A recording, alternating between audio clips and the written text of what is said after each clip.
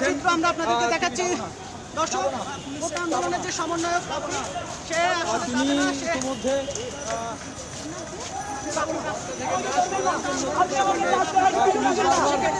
সরানোর জন্য চেষ্টা করছেন। তিনি এখানে অবস্থান দাবিতে পুলিশের পক্ষ থেকে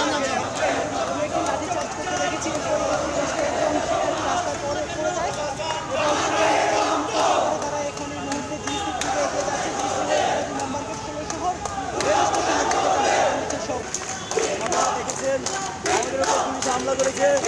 যে সংগ্রামী বোনেরা ছিল তাদেরকে হামলা করা হয়েছে, অনেকে আহত হয়ে টাইগার পাস করে আছে। আন্দোলন চালিয়ে যাচ্ছি।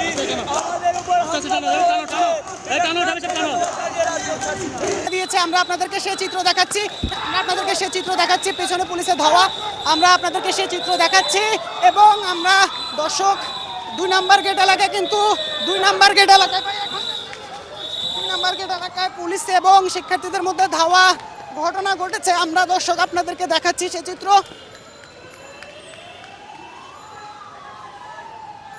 যেখানে 2 নম্বর গেট এলাকায় যেখানে কিন্তু শিক্ষার্থী এবং পুলিশের মধ্যে সংঘর্ষ হচ্ছে এবং এই মুহূর্তে শিক্ষার্থীরা কিন্তু দেখতে পাচ্ছেন আসলে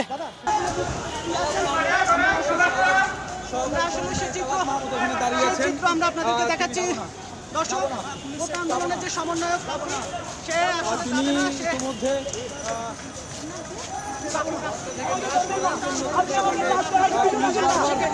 সরানোর জন্য চেষ্টা করছেন। তিনি এখানে অবস্থান দাবিতে পুলিশের পক্ষ থেকে সরানোর জন্য চেষ্টা করা হচ্ছে। তাকে সরানোর জন্য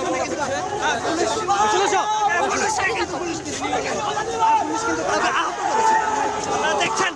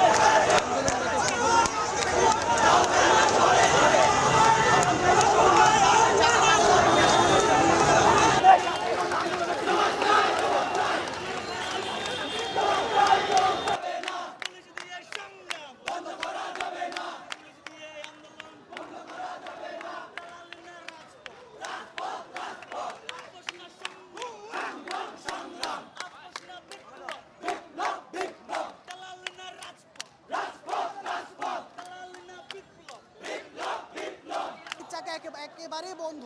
মিছিলটি কিন্তু অনেকটা শান্তিপূর্ণ ছিল। তারপরে যখন মিছিলটি 2 নম্বর গেট এলাকায় আসে, তারপরে কিন্তু আসলে মূলত এই যে 2 পক্ষের মধ্যে ধাওয়া পাল্টা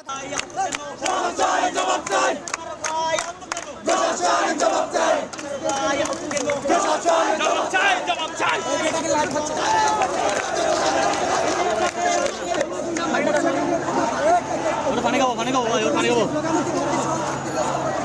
আরে নালে স্লোগান দিতে পারবো না, স্লোগান দিতে